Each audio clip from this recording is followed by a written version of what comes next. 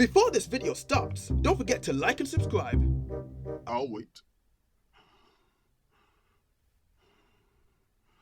Thanks! Now onto the video.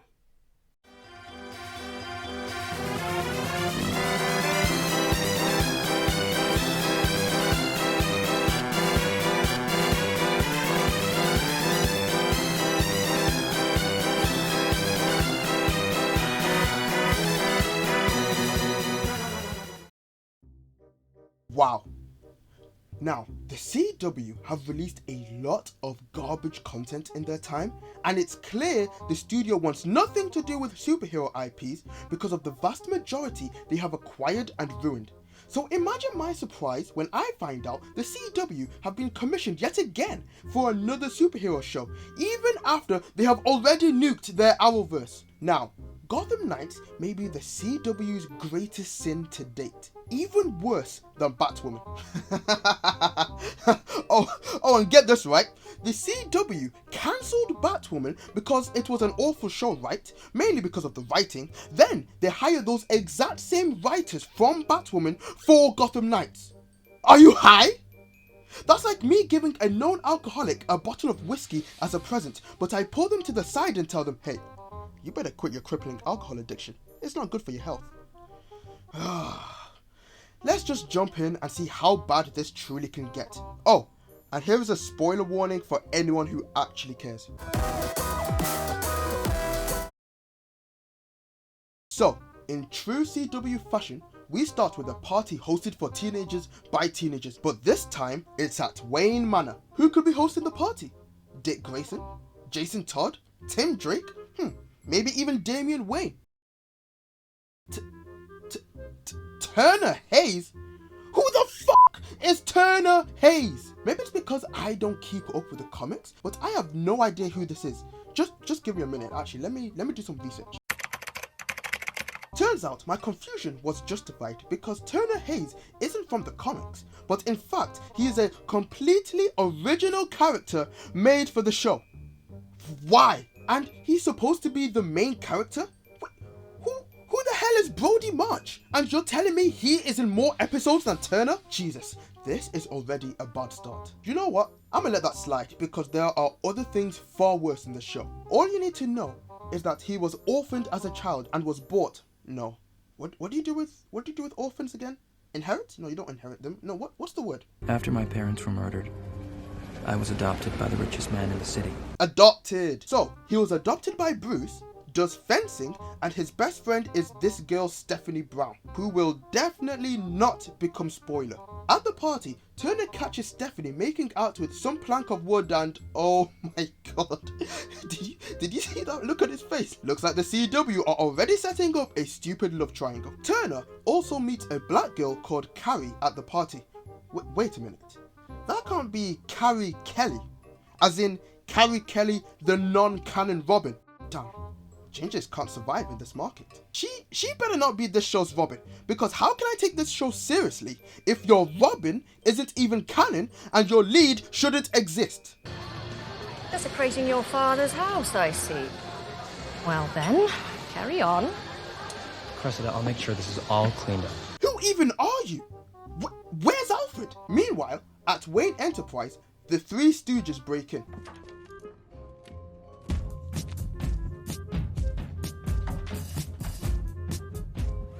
Okay, they're blind, we're clear. They're blind, we're clear. Excuse me, are you blind? Your face is clearly caught on camera and the people in security should be questioning why the janitor just blinded one of the cams and check it out. So these three are the children of villains. You have Dweller Dent, the supposed Joker's daughter and the leader, Harper Row, I think she's the lockpicker of the crew, and Cullen Row. I don't know what they do. They were paid to break into Wayne Enterprise to steal something from a safe. We got paid $100K to steal an old gun. She's not just any old gun. She's the one Joe Chill used to pop Bruce Wayne's mom and dad. Bruce, why do you have that? I get you're Batman, but that's still kind of weird. They discover that the barrel of the gun is warm, meaning it had been fired recently, and only now do they realize the giant freaking hole in the window.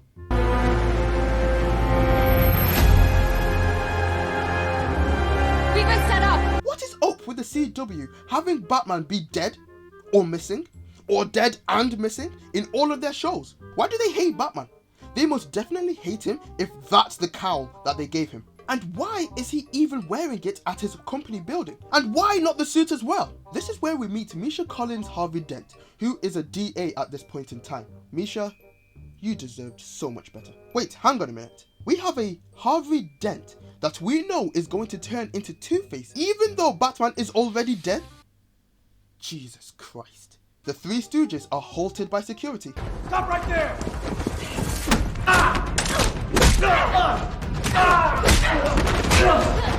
Who edited this fight? The people that made Taken 3? They escape in a police car somehow, and we cut to Harvey showing up at Wayne Manor.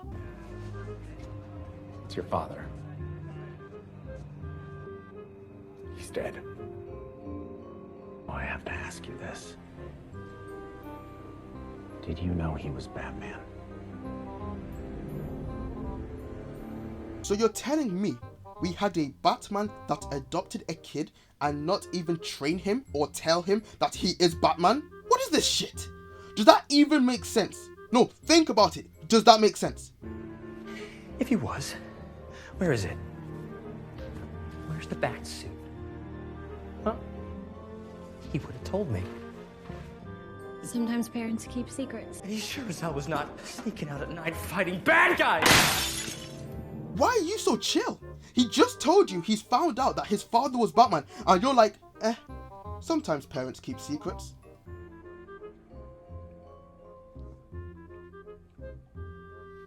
Do you hear that? Now, this may be the stupidest hiding place for any Batcave ever. So Turner hears dripping from the bottle he threw earlier, and there is a massive gap under the wall. Turner runs his hands over an obviously suspicious slab and...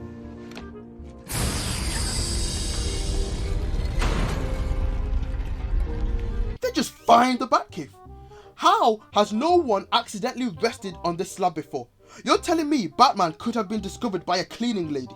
The Batcave looks fine, I guess, from what we can see so far anyway. But it must be real annoying and inefficient for Bruce that the lights highlighting the track light up every freaking time he enters the Batcave. Who will protect Gotham now that Batman is dead? She seems a little too happy saying that. Anyway, Turner is holding a funeral for Batman and Carrie leaves a rose on Bruce's coffin. How she was allowed to do that because she has no obvious connection with Bruce, I will never know.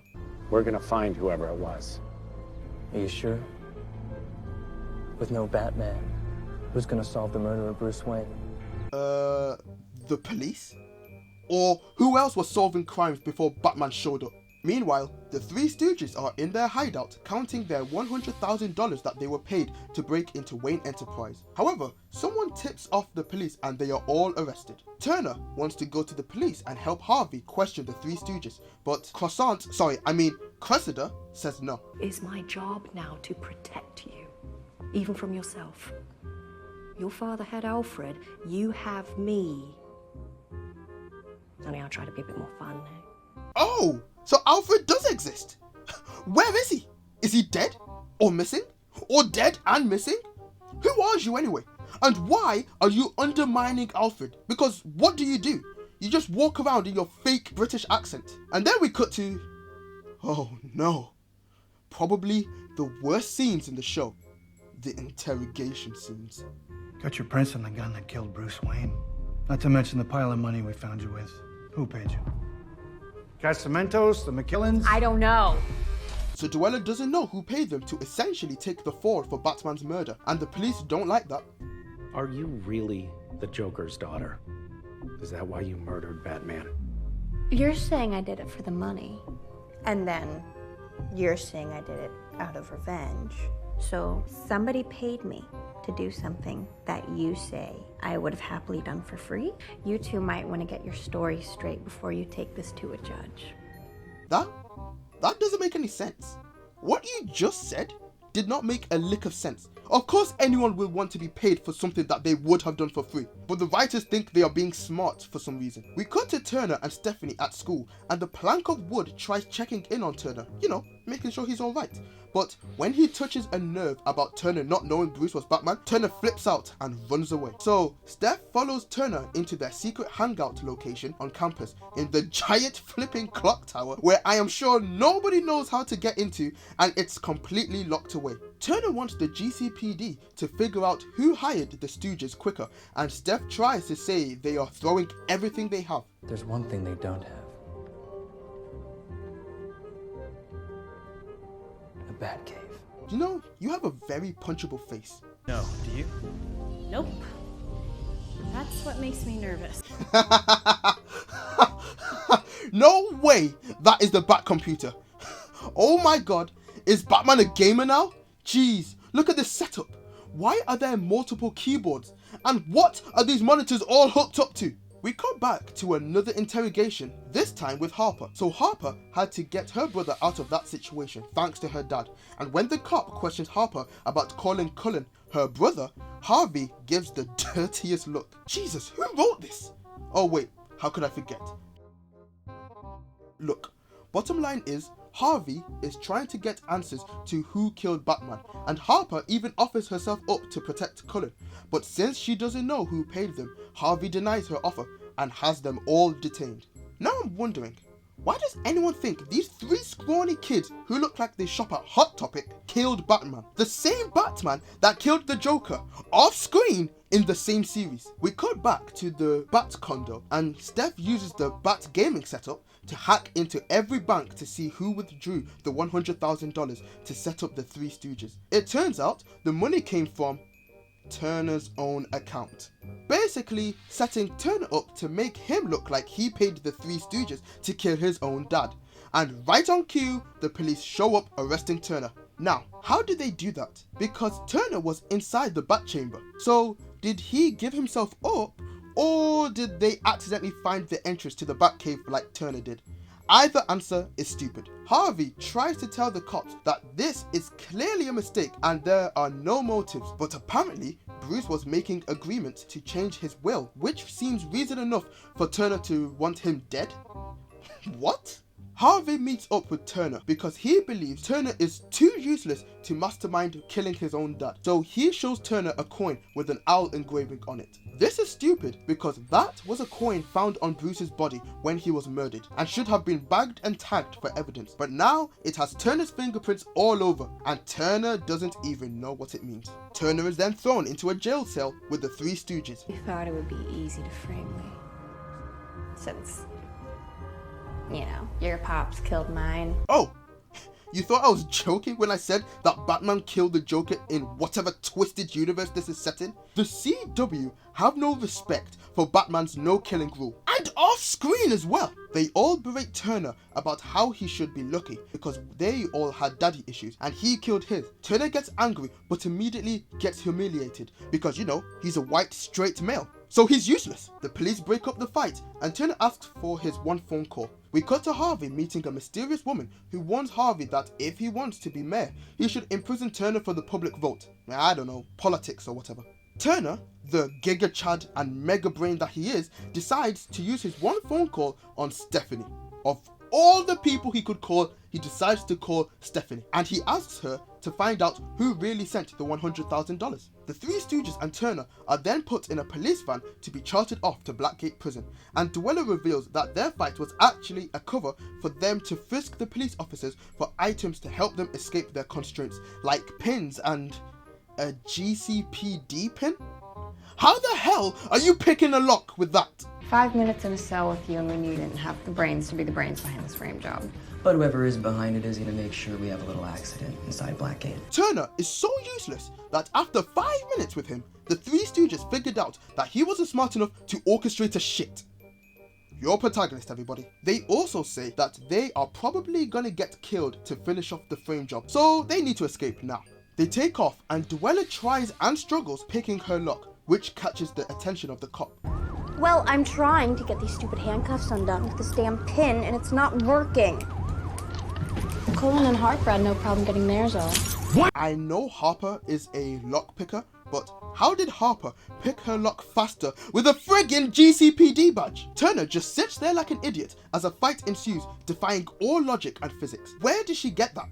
How come fighting in a moving vehicle is so stable?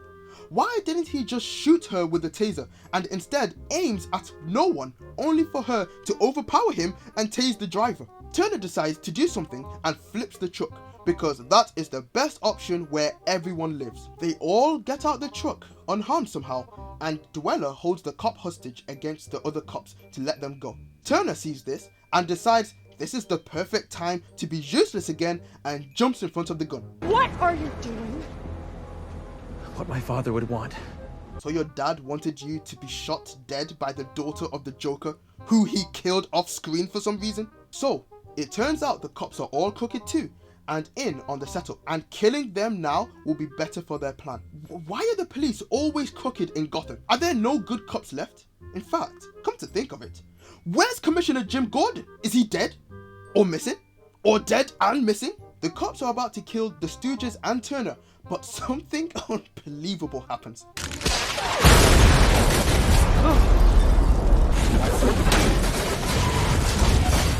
Can you believe that Batman, who has a no killing rule, except when he killed the Joker of course, equipped a 15-year-old girl with a rocket launcher? Where was that on his utility belt? This mysterious 15-year-old girl takes out all the cops twice her size, and yes, it's as cartoonish as it sounds, and she pulls off her mask, revealing it's Carrie Kelly. From Trey.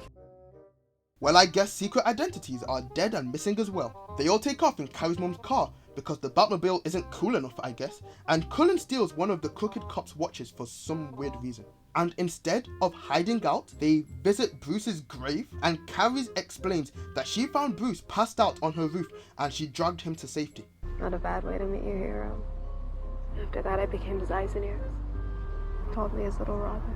So she is now Robin? Gingers really can't survive in this market. And I guess Batman just recruits anyone now, except, his own adopted child. We cut to Harvey, and thanks to Turner and the Three Stooges escaping custody, it forces him to make them all fugitives. Turner and the Three Stooges decide to hide in their school's clock tower, which was shown earlier to be a terrible hiding space. Cullen shows off the watch, and Dweller sees an owl engraving on the back, which scares her, because now they will have to face a fate worse than death. Watching Gotham Knights.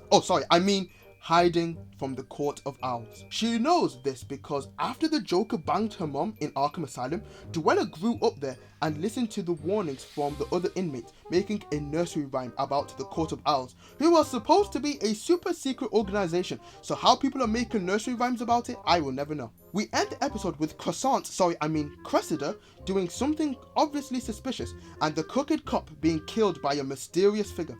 All in all, this episode was hot garbage, and I can't believe the CW was granted the privilege to ruin yet another DC IP. I'll be back soon to do a review of episode 2, which I hear is somehow worse than this one. Cola out.